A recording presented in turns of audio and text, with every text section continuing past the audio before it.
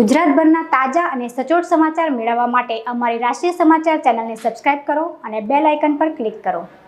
શ્રીમદ ભગવદ્ ગીતા એ કોઈપણ પ્રકારે ધાર્મિક ગ્રંથ કે કોઈ દેવી દેવતાઓ કે આરાધ્યની પૂજા અર્ચના માટે બાધ્ય કરતું કે ચમત્કાર જેવી અંધશ્રદ્ધાઓને પોષતું સીમિત વિચારો ધરાવતું કલ્પોકલ્પિત પુસ્તક નથી।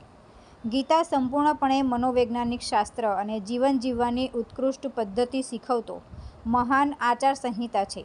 તેથી કોઈપણ સંજોગોમાં ગીતા આધારિત પાઠ્યપુસ્તકોનું પઠન બંધ ન થાય એવું ઈચ્છનીય છે।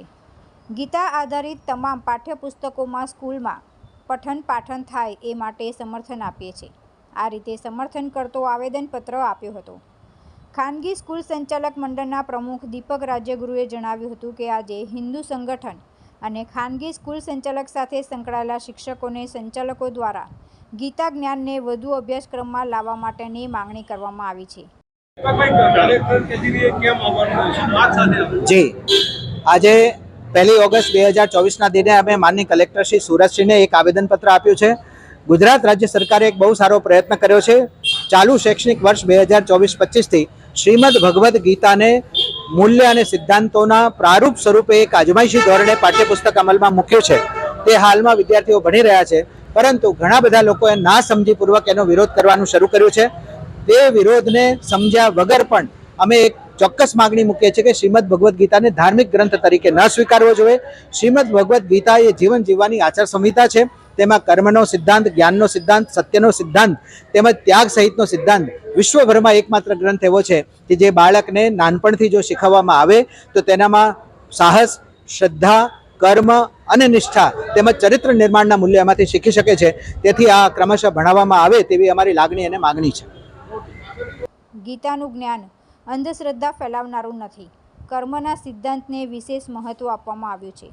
ત્યારે માત્ર હંગામી ધોરણે નહીં, પરંતુ ધોરણ 6 થી લઈને 12 સુધી ક્રમશઃ એમાં વધારો કરવામાં આવ્યો અને કાયમી ભણાવવામાં આવે એવી અમારી માંગણી છે।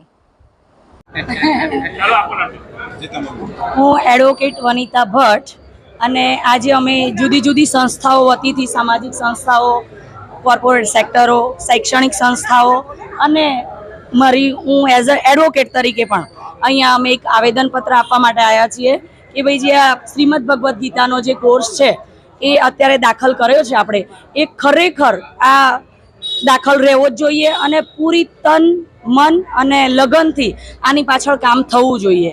કારણ કે જો શ્રીમદ ભગવદ્ ગીતાને આપણે એક ધર્મ ગ્રંથ તરીકે ન જોઈએ અને એક જ્ઞાનના સ્ત્રોત તરીકે જોઈએ ને, તો શ્રીમદ ભગવદ્ ગીતામાં જે જ્ઞાનનો સ્ત્રોત છે એના જે કર્મ, ધર્મ, જ્ઞાન એ જુદા જુદા જે અધ્યાયો છે એનું જો અધ્યયન નાનપણથી જ, કારણ કે આપણે એવું કહીએ છીએ કે કોઈ પણ ઇમારતનો પાયો એ મજબૂત હોય ને તો જ એ ઇમારત સારી ટકી શકે, એમ આવનાર ભારતનું ભવિષ્ય એ આજની આ જે નવા બાળકોની પેઢી છે એ આવનાર નવા ભારતનું ભવિષ્ય છે।